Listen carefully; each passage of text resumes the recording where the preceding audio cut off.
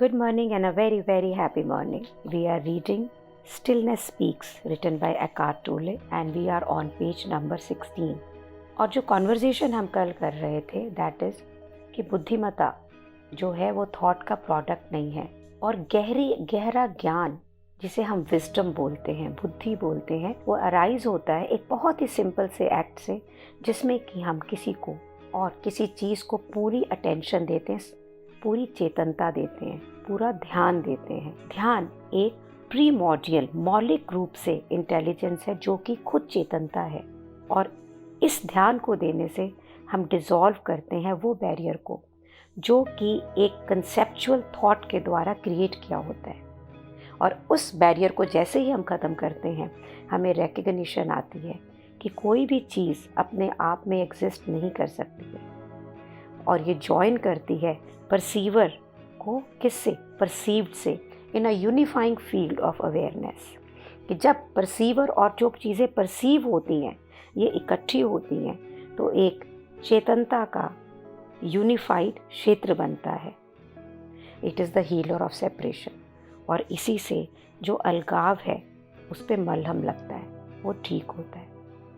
तो जब भी आप कोई भी इमर्स्ड हो कंपल्सिव थिंकिंग में, ऐसी सोच में जिस पे आपका जोर नहीं है, you are avoiding what is. तो आप उस समय ये जो प्रेजेंट मोमेंट है, व्हाट इज़, कि जो भी इस मोमेंट में है ना, आप उसे अवॉइड कर रहे हैं। You don't want to be where you are. आप वहाँ होना ही नहीं चाहते जहाँ पे आप इस समय हैं। क्या? Here and now, this moment, right now.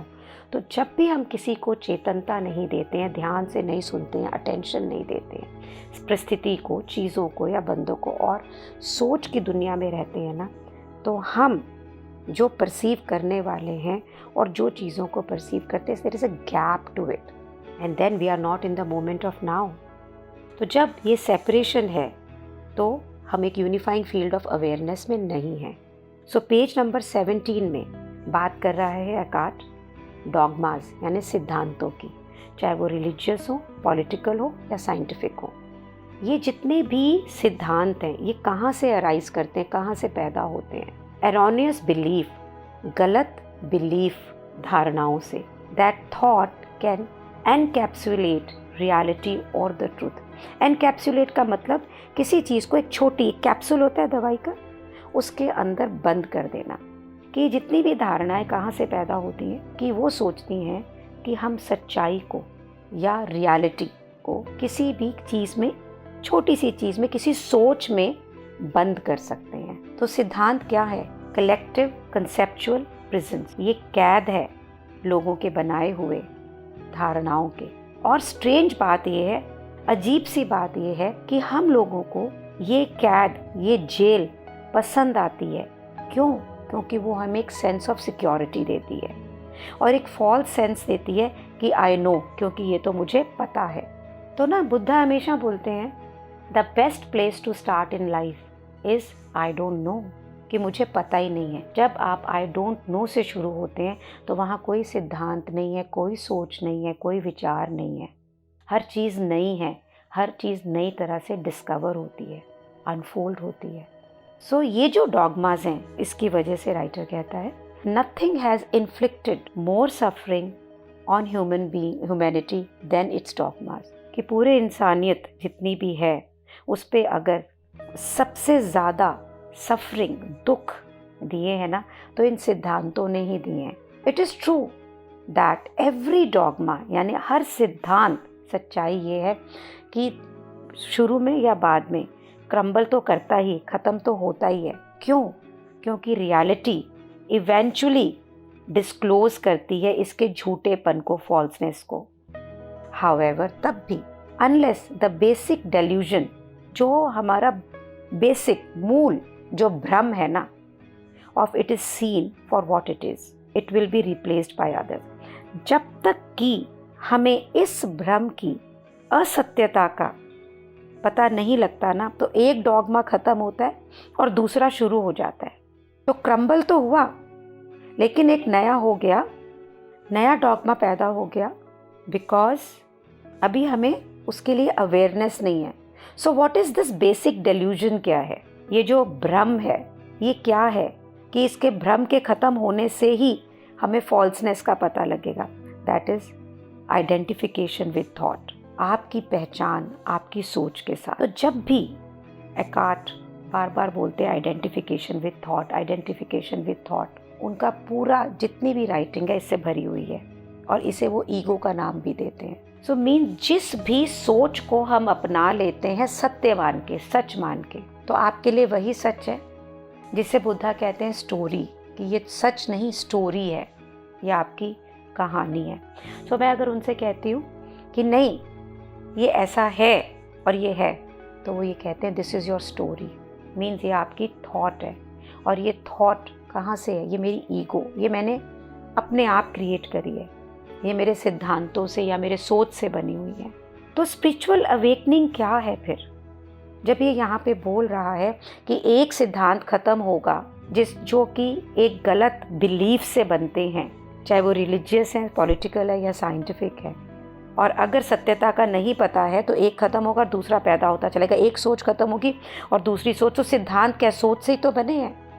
So how can be we out of it, इस डेल्यूजन, इस भ्रम से, व्हेन हमारी जो ये स्टोरी क्रिएशन है, जो थॉट का जो प्रोसेस है, इससे हमारी आइडेंटिफिकेशन खत्म होगी।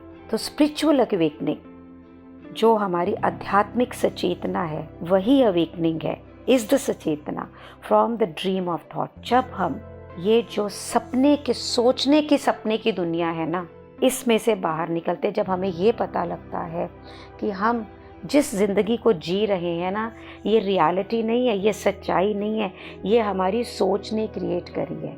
और बहुत ब्यूटीफुली एकार्ट क्रिएट करते हैं, living life moment to moment.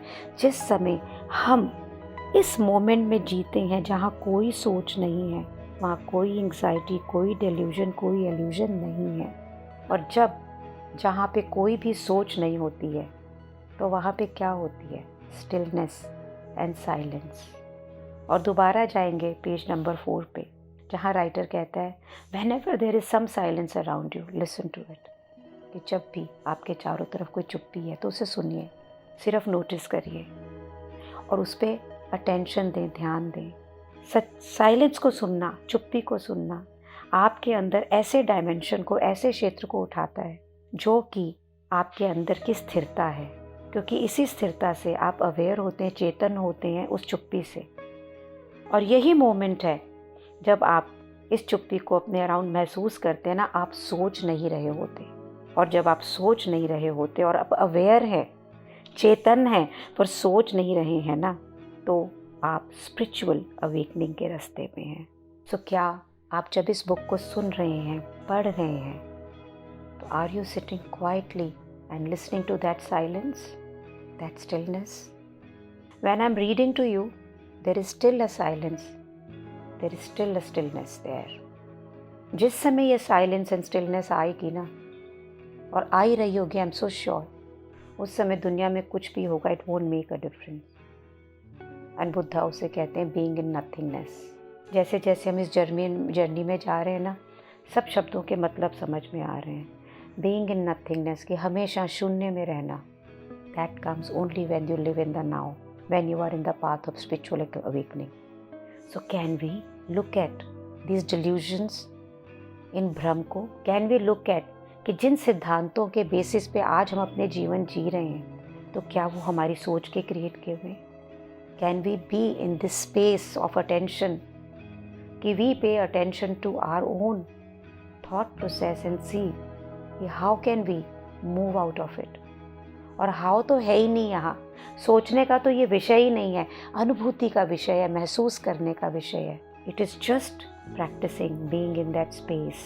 और जिस समय आप अवेयर होते हैं इस साइलेंस, इस चुप्पी का, page number 5, immediately there is a state of inner still alertness, you are present and you have stepped out of thousands of years of collective human conditioning, and for that only we are reading this book.